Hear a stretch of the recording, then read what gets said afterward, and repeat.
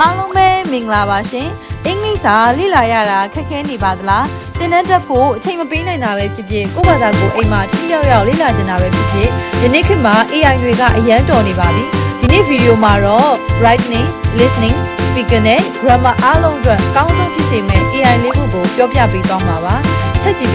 ChatGPT ကိုတကယ်ဆရာတယောက်လို့အားကိုးလို့ရပါတယ်ဥပမာရေးထားတဲ့စာကြောင်းကို grammar ပြင်ပေးပြီးဘာကြောင့်မှလဲရှင်းပြပေးပါဆိုတာမျိုးကိုပါ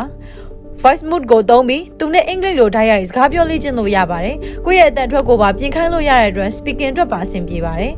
also speak ဒီ AI ကတော့အတန်ထွက်အတွက်တီးတန့်မှာကိုပြောလိုက်တဲ့စကားလုံးမှာဘယ်နာကရှာအနေထားမှားနေလဲဘယ်နာမှာလေတံပိုထွက်ရမလဲဆိုတာကိုရာခိုင်နှုန်းနဲ့ပြသပေးပါတယ်မြန်မာလူမျိုးတွေမှားများတဲ့ ending songs တွေကိုပြင်ဖို့အတွက်အကောင်းဆုံးပါပဲ grammarly စာရေးတဲ့အခါ grammar မှားတာတွေမကပဲကိုရေးလိုက်တဲ့ tone ကယဉ်ကျေးရဲ့လား professional ဆန်ရဲ့လားဆိုတာကို AI ကစစ်ပေးပါတယ် email ရေးတာဖြစ်ဖြစ် essay ရေးတာဖြစ်ဖြစ်အမှားပြင်ပေးတဲ့အတွက်အရေးစွမ်းရည်တိုးတက်ဖို့အထီးရောက်ဆုံးပါပဲ Outer AI နားထောင်တာလေ့ကျင့်ဖို့အတွက် Outer AI လိုမျိုး speech to text AI တွေကိုသုံးနိုင်ပါတယ်အင်္ဂလိပ်လိုပြောနေတာတွေကိုစာသားအဖြစ်တန်းပြောင်းပေးတာပါကိုကြိုက်တဲ့ podcast တွေကိုနားထောင်ရင်သူပြပေးတဲ့ script ကိုတိုက်စစ်ကြည့်ခြင်းအပြင်နားရည်ဝလာပါလိမ့်မယ်ရှင်ဒီ AI တွေရဲ့အဓိကအားသာချက်တစ်ခုချင်းစီကိုလည်းပြန်လည်ပြီးတော့ပြောပြပါမယ် ChatGPT ကိုတော့ဘတ်စုံသုံးဆရာတဦးကဲ့သို့ also speak ကိုတော့အတန်ထွက်အမှားပြင်ပေးဖို့အတွက်